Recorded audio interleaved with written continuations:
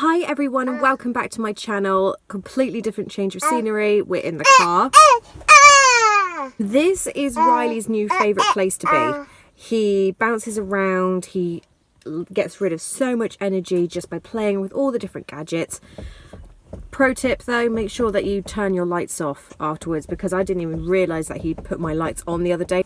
Luckily my neighbour told me that my lights were on. So if we're shaking around or anything like that, it's because he's bouncing, so excuse that. But what I'm going to be talking about today is how we transitioned Riley from his cot bed into a big boy bed.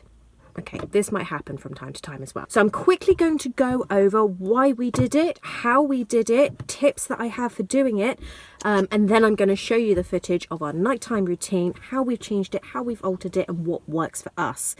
If this does work for you, brilliant. If you have any questions, feel free to comment down below, and if I have the answers, I will get back to you. If I don't have the answers, I will just tell you, I'm sorry, I don't know with that.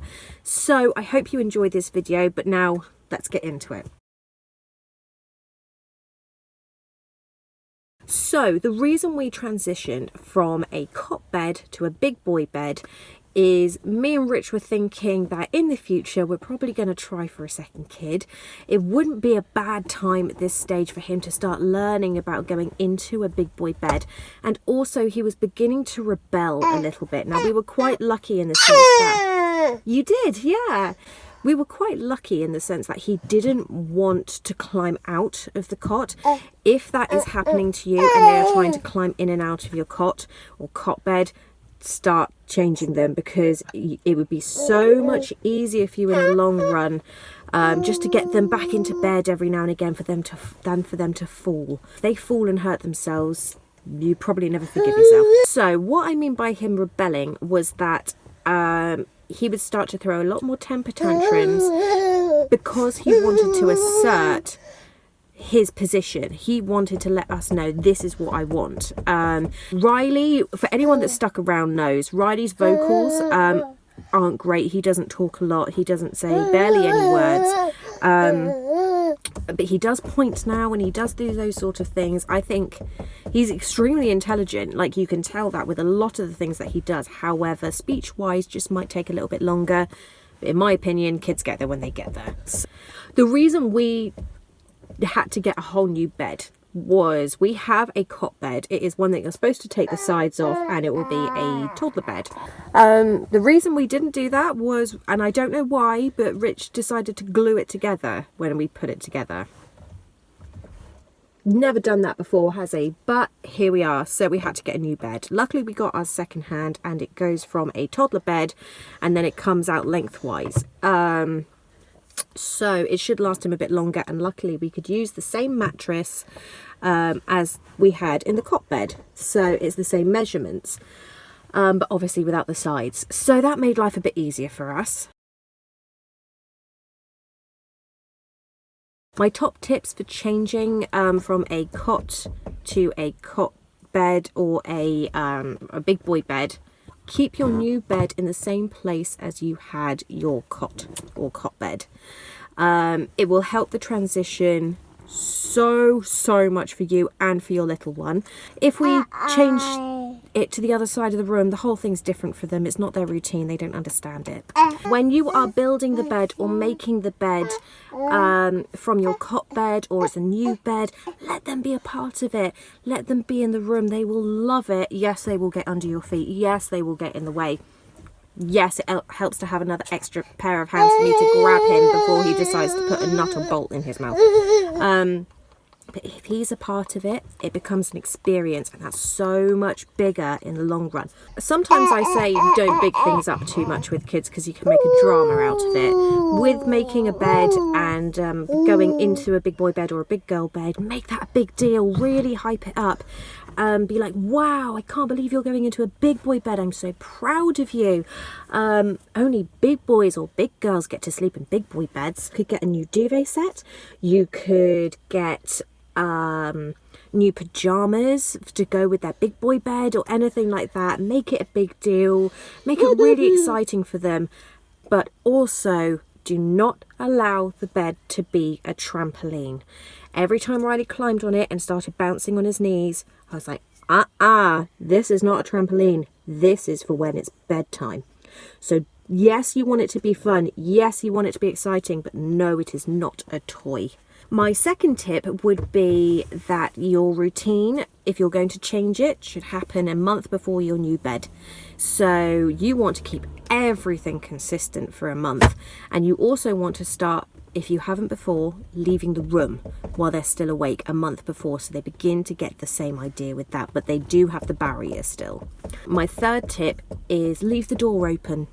Riley really hated the door being shut. So what we did in stages was we sit in his room and tell a story while he's in his bed. The next night I would then go and sit by his bed on the floor with my back to him and no interaction.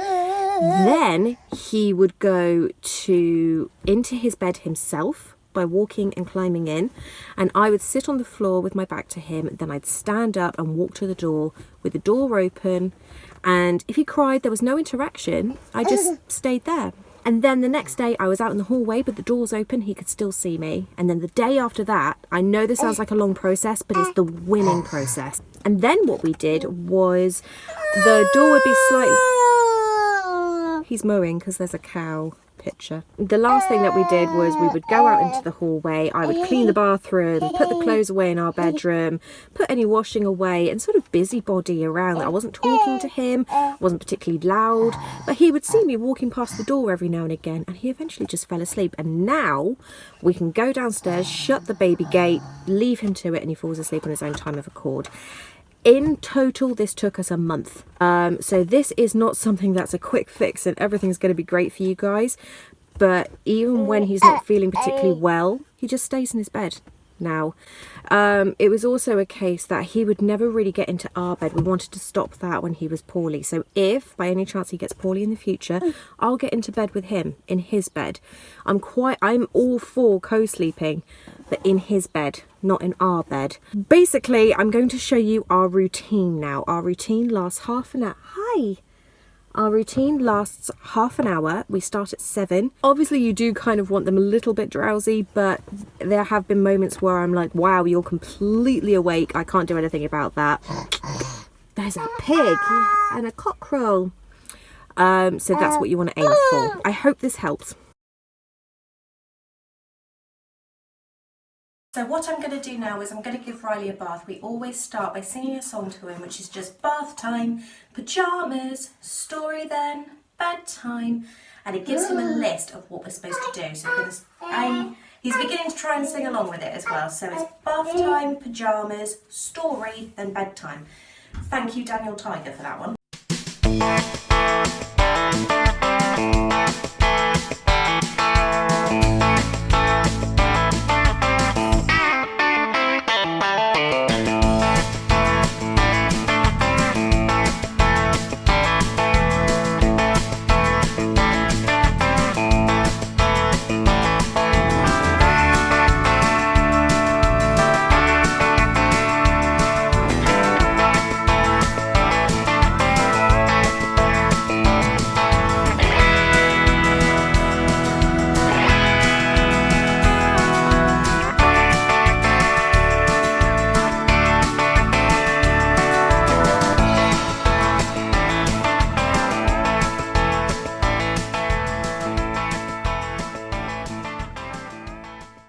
Okay, so basically what we do now is just your typical bath time routine, except instead of having a big splashing bath, we do the Twinkle Twinkle Little Star, very calming songs, and basically just try and bring the mood down a little bit. Okay, we're going to scrub dub dub.